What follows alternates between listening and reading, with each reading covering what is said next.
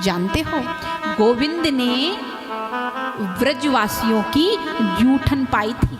क्या पाई थी? जूठन। जब ब्रह्मा जी ब्रह्मलोक से देख रहे थे तो सोचने लगे ये कैसा भगवान है जो ब्रजवासियों की जूठन पा रहा है, ये भगवान नहीं हो सकता, ये भगवान नहीं हो सकता है।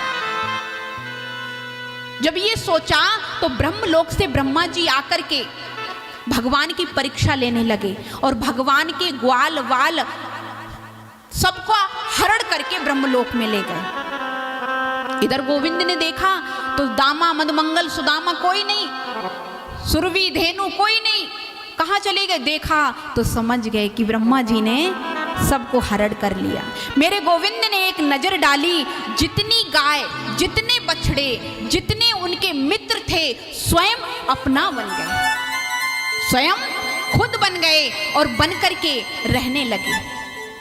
अब ब्रह्मा जी ने देखा कि चल करके देखूं तो सही ब्रज में कन्हैया कैसे रह रहा है।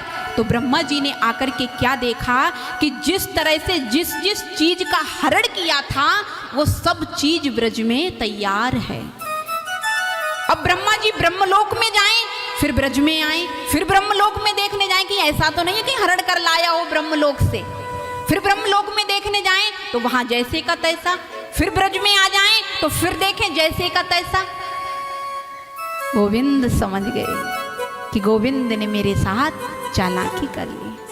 तब जाकर के गोविंद ने, जब ब्रह्मा जी ब्रह्मलोक से आकर के ब्रजमंडल में देखने लगे तो कन्हैया ने जाकर के उनकी कुर्सी को कवर कर लिया।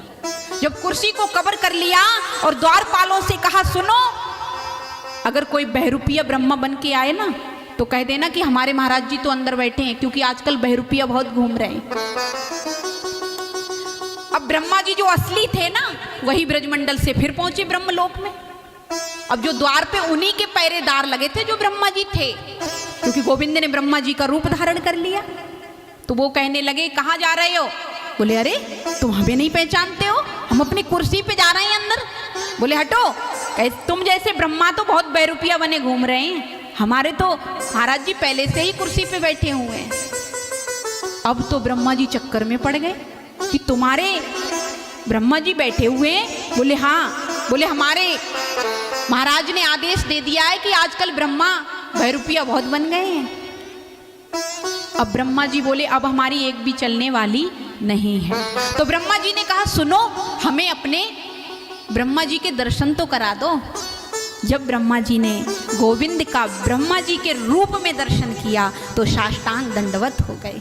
गोविंद, तेरी बड़ी अजब निराली महिमा है। मैंने तुम्हारी परीक्षा ली थी।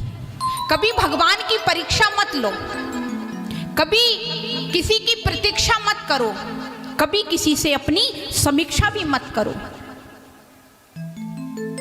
जो प्राप्त है वही पर्याप्त है।